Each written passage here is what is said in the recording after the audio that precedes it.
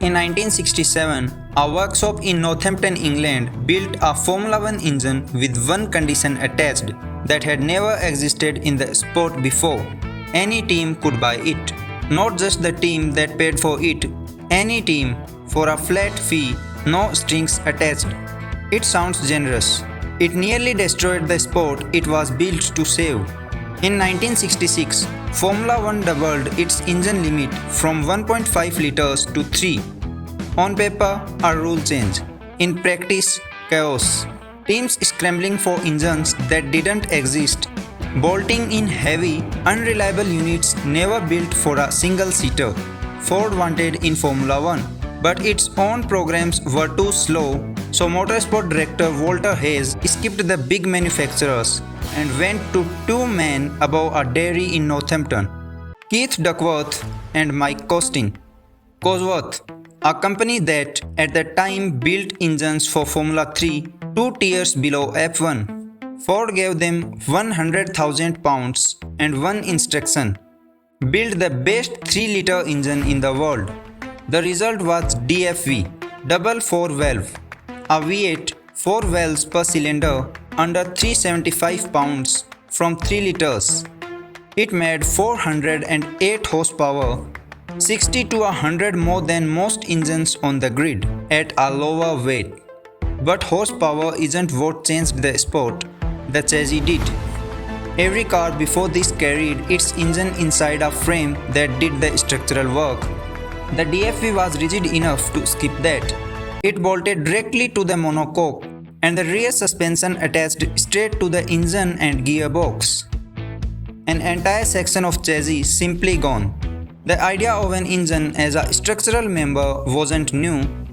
Lancia tried it in 1954, BRM again in 1966, but nobody had made it work at this level of rigidity and reliability.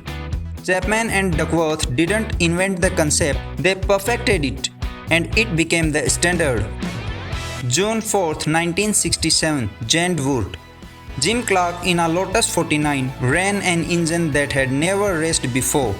He won it first time out. It went on to win 155 Grand Prix over 16 years and 12 Constructors' Championships. For a stretch in the 70s, it was simply the engine anyone serious about the winning needed to have, and for one reason only one team had it. In 1967, Lotus held a one-year exclusive Ford had granted them. Then in 1968, Cosworth opened sales to anyone who could write a check for roughly £7,500. That's the radical part. Ford had the most competitive engine in the sport and chose to sell it to its own rivals. Small constructors with no engine department, McLaren, Tyrrell, Brabham, and early Williams, could now buy the same power as anyone else on the grid. It was a big reason the era of the small British garagist team was even possible.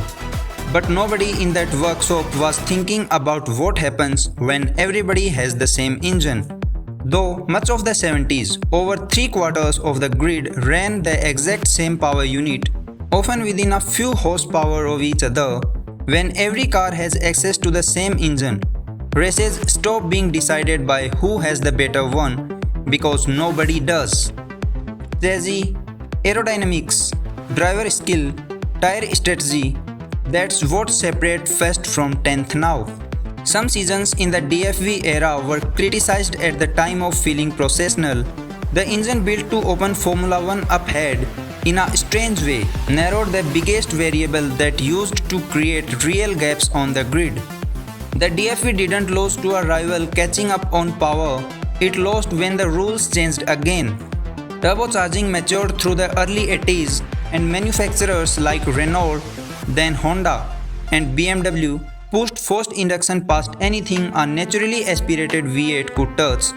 Its final win came in 1983, 16 years, 155 wins, 12 championships. Almost no engine in motorsport has matched that since, but the real legacy is two ideas. An engine can be the skeleton of the car, not just its power source. And giving your rivals your best technology doesn't always weaken your position, Sometimes it just changes what winning actually requires.